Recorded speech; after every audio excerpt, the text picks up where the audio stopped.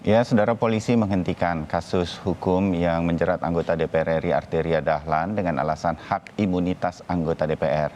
Hak imunitas adalah hak yang menjamin kebebasan seorang anggota DPR untuk berbicara demi kelancaran tugasnya sebagai seorang wakil rakyat. Lalu apakah hak imunitas ini sudah tepat diterapkan dalam konteks kasus hukum yang menjerat Arteria Dahlan? Kita segera bahas. Ada sejumlah narasumber untuk Sapa Indonesia Pagi. Hadir secara daring, pakar hukum tata negara Bivitri Susanti, peneliti dari Formapi, Forum Masyarakat Peduli Parlemen Indonesia, Lusius Karus, dan anggota Majelis Kehormatan Dewan atau MKD DPR RI, Maman Imanul Haq. Selamat pagi, salam sehat untuk Kang Maman, Bang Lusius, Mbak Bivitri. Selamat pagi. Selamat pagi. Ya, kita ngobrol santai. Saya secara pribadi pengen tahu lebih jauh berkaitan dengan hak imunitas ini. Tapi Bang Lusius, tanggapan Formapi sendiri seperti apa? Ada beberapa kalangan pakar hukum pidana yang mengatakan ya dalam situasi melihat pasal-pasal hukumnya ini sudah tepat menurut Formapi. Ya, dalam kasus Arteria yang terakhir ini gitu ya, saya kira kemudian pasal imunitas itu lebih terlihat sebagai tameng, ya. Karena bagaimana kemudian bisa menjelaskan pernyataan seorang anggota yang sudah jelas-jelas diproses oleh warga gitu ya, dalam hal ini dari masyarakat Sunda gitu. Itu kemudian tidak bisa diproses secara hukum gitu ya. Dan saya kira kontradiksi ini yang membuat hak imunitas ini sulit dijelaskan ada pada anggota DPR ketika kemudian misalnya hak imunitas itu membuat protes warga yang merasa bahwa pernyataan anggota DPR itu tidak sesuai dengan norma hukum, itu kemudian tidak bisa diproses. Ya, Bang Lusius. Saya ke Mbak Bivitri. Mbak Bivitri, kalau hak imunitasnya sendiri dalam hukum tata negara memang sudah persis seperti ini, atau kalau dia mengundang kontroversi pro dan kontra seperti pada kasus ini Bang Arteria Dahlan menyinggung saudara-saudara kita dari masyarakat Sunda, bagaimana kemudian tepatnya ini, apa yang kemudian harus dilakukan kepolisian misalnya? Mbak Bivitri. Jadi memang secara hukum tata negara hak imunitas ini dikenal ya, sudah lama sekali kita miliki, dan memang perlu kita pisahkan antara yang pidana atau wilayah hukum pada umumnya, pidana dan perdata, dengan etik. Nah, jadi hak imunitas ini kalau yang dikatakan oleh polisi seperti itu memang benar, karena kita punya Undang-Undang MD3 tadi, dan kemudian ada peraturan DPR mengenai kode etik, sehingga memang seharusnya diproses oleh Mahkamah Kehormatan Dewan. Okay. Kita boleh setuju, boleh tidak, tapi aturan mainnya biasanya begitu. Jadi izinkan saya tarik ke belakang ya. Jadi ada yang memang namanya parliamentary privileges dalam sebuah ketatanegaraan dalam konteks parlemen. Hak ini atau parliamentary privileges ini, keistimewaan yang diberikan kepada anggota parlemen, ini memang lazim diberikan justru untuk memudahkan mereka untuk melakukan pekerjaannya. Karena mau tidak mau mereka akan banyak bertanya, mungkin banyak mencecar orang dan lain sebagainya. Kita bayangkan dulu parlemen yang ideal ya. Kita pisahkan dulu dari kasus Arteria Dahlan. Nah, karena itulah ada parliamentary privileges. Biasanya bentuknya ada dua. Ada hak imunitas dan kemudian ada lagi yang namanya forum privilegiatum. Jadi kalau misalnya ada tuntutan pidana, biasanya ada proses yang lebih cepat dan khusus. Tapi Indonesia sudah tidak punya lagi, dulu punya, karena kita mengadopsi sistem di Belanda. Forum privilegiatumnya itu sudah tidak ada, tapi hak imunitasnya tetap ada. Nah, tapi gini, yang harus dipahami adalah yang namanya parliamentary privileges itu juga harus dilakukan bersama-sama dengan kode etik yang ketat sekali. Nah, di Indonesia yang belakangan ini kita tidak punya ya. Jadi kalau di banyak negara parlementer lain misalnya, atau bukan parlementer, di negara-negara lain ya yang menerapkan sistem parlementer maupun presidensial sama saja, tapi yang namanya anggota legislatif itu kode etiknya ketat sekali. Misalnya kalau ada yang mematikan mikrofon, itu jelas tidak boleh ya. Misalnya ada yang protes di dalam ruang sidang, langsung disuruh keluar. Nah di kita itu kan proses etiknya ini sama sekali tidak berjalan. Bahkan kalau ada laporan ke MKD beberapa kali ya, karena MKD ini memang anggotanya itu berasal dari anggota DPR sendiri. Kita pernah lihat dulu waktu kasus Setia Novanto, kemudian beberapa kasus lainnya yang ternyata istilahnya itu mungkin kita jeruk makan jeruk gitu ya. Jadi ada apa namanya tuh jiwa korsa, ada esprit de corps yang membuat MKD memang seringkali agak melempem. Jadi tapi kembali ke pertanyaan tadi, kalau hak imunitas itu memang dimiliki.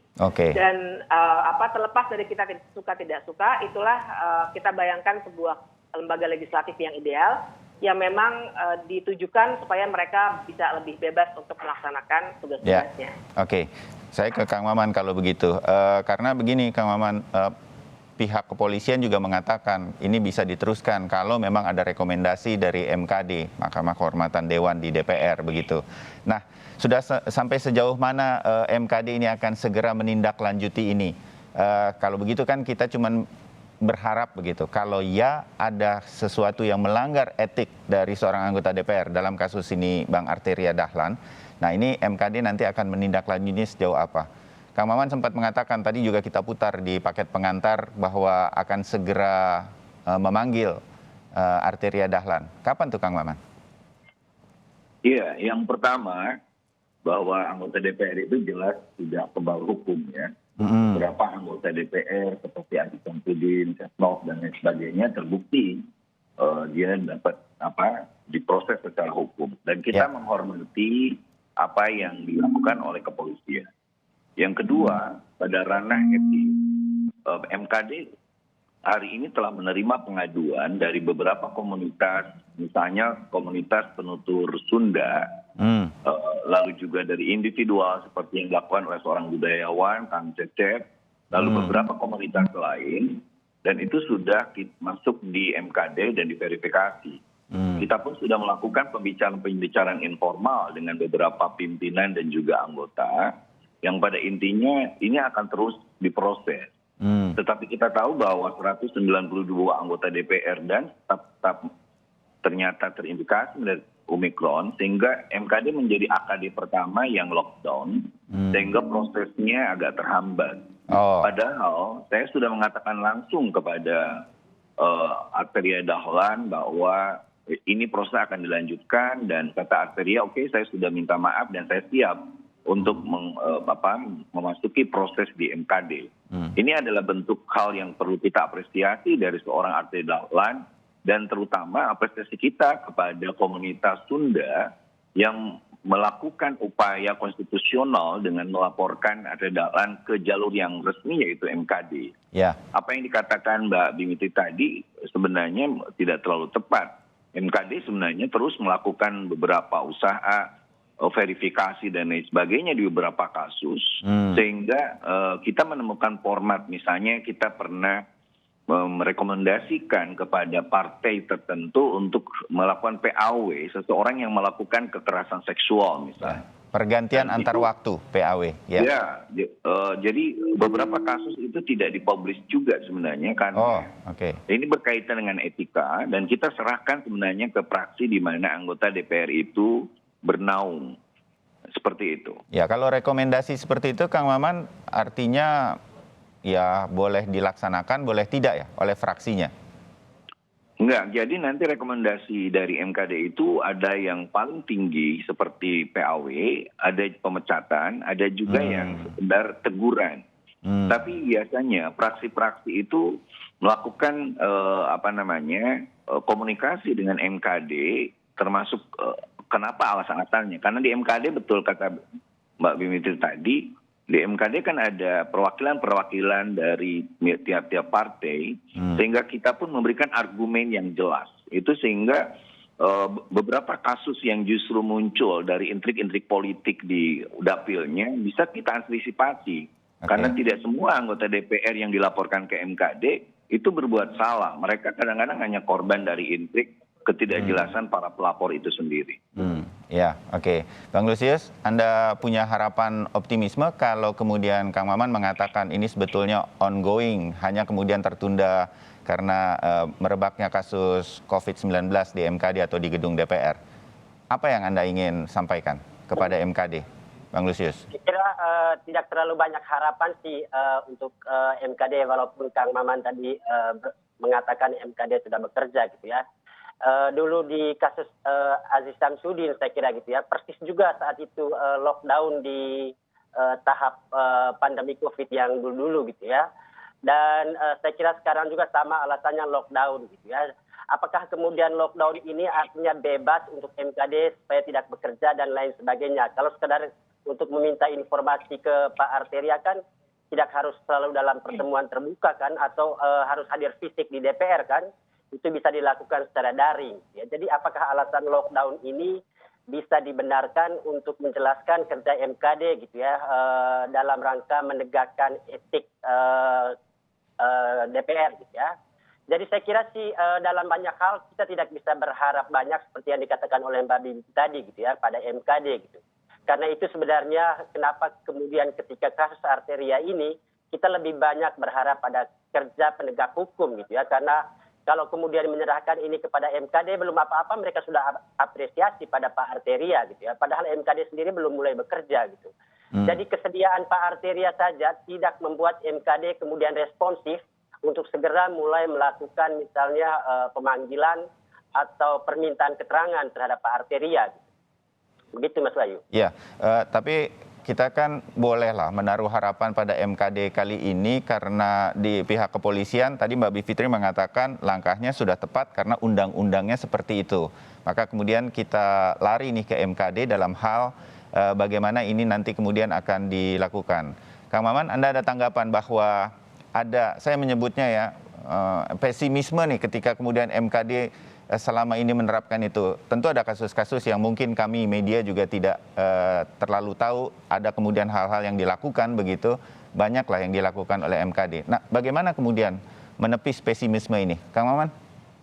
Ya, sebenarnya wajar-wajar aja ya kalau Bang Lusius pesimisme. Memang posisi beliau di NGO adalah selalu optimis dan melihat sesuatu. Tapi kalau Anda masuk ke DPR RI, sebenarnya DPR RI sekarang bekerja lebih terbuka, lebih transparan, terbukti dengan rekaman Arteria Dahlan di rapat sidang itulah yang akhirnya memicu polemik. Dan yang kita lakukan di di lembaga politik lebih kepada juga lobby-lobby. Jadi salah juga kalau mengatakan bahwa kami tidak dalam ongoing proses. Kita sudah, saya Pak Trimedia Panjaitan sebagai pimpinan, lalu saya juga ngobrol dengan Pak Abu Bakar dan lain sebagainya sebagai pimpinan, dan kita langsung ngobrol dengan Arteria Dahlan bahwa permintaan maaf Anda tidak cukup, kami bisa memaafkan tapi tidak bisa melupakan. Nah akhirnya oke, kita teruskan, dan sekali lagi bahwa ketika itu kita langsung lockdown dan lain sebagainya, dan terutama ada beberapa pimpinan yang memang dia kena Omikron gitu, yang justru dia harusnya memimpin. Jadi persoalan ini sebenarnya persoalan yang harus terus dapat dukungan. Makanya saya justru mengapresiasi teman-teman dari masyarakat Sunda yang terus mendorong kita dengan optimisme, dukungan, sehingga kita terus bekerja, terus melakukan lobby-lobby, dan kapan itu dilakukan. Karena ada beberapa kasus juga masuk yang harus dilakukan. Kita pun sudah minta kemungkinan nanti ada tim ahli bahasa, termasuk juga teman-teman pengadu, apakah mereka siapa yang datang dan lain sebagainya. Karena ketika kita ngundang mereka ke DPR seperti itu, mereka harus betul-betul ada screening protokol kesehatan yang lebih ketat. Saya rasa optimisme itu yang harus dibangun sehingga kita MKD, Mahkamah Kehormatan DPR, tadi Mas Bayu saya dengar dari teman-teman itu majelis, jadi yang benar itu Mahkamah Kehormatan DPR, dikoreksi, itu bisa bekerja untuk untuk kasus Arteria Dahlan dan juga beberapa kasus yang lain. Oke.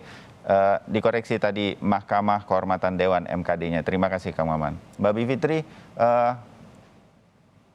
seperti juga Bang Lusius tadi katakan bahwa kemudian dari berbagai kasus yang selama ini kemungkinan ya Kang Maman, mohon maaf nih, karena kasusnya yang cukup besar begitu, ketika itu MKD dipandang oleh masyarakat tidak perform seperti inginnya masyarakat melihat.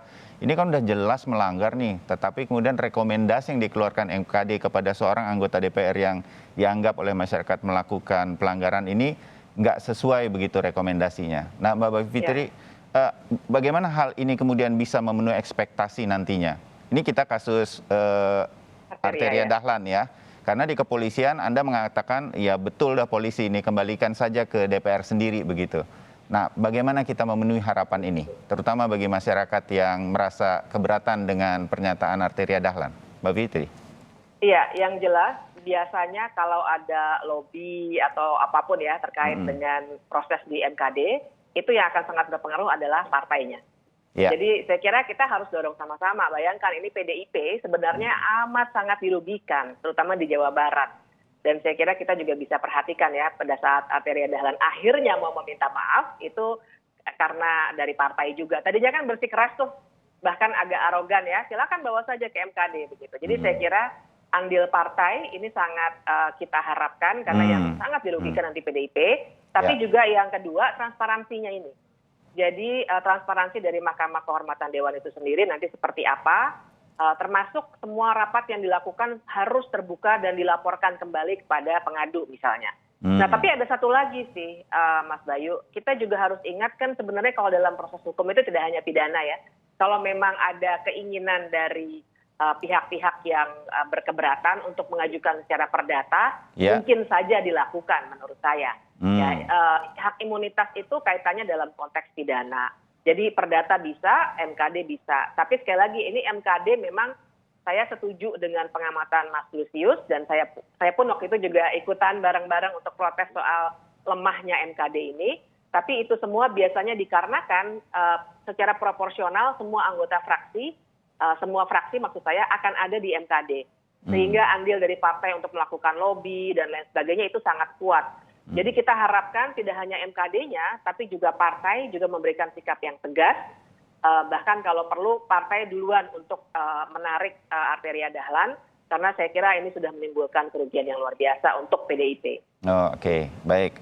Terbayang apa yang kemudian nanti akan terjadi di dalam MKD-nya. Kita akan lebih perdalam kemungkinan-kemungkinan yang akan dilakukan oleh MKD. Mumpung Kang Maman ada di sini hadir. Tapi saya jeda dulu, nanti kita sambung lagi obrolan kita melihat bagaimana kasus ini nanti ke depannya di tangan MKD di DPR. Tetap bersama kami.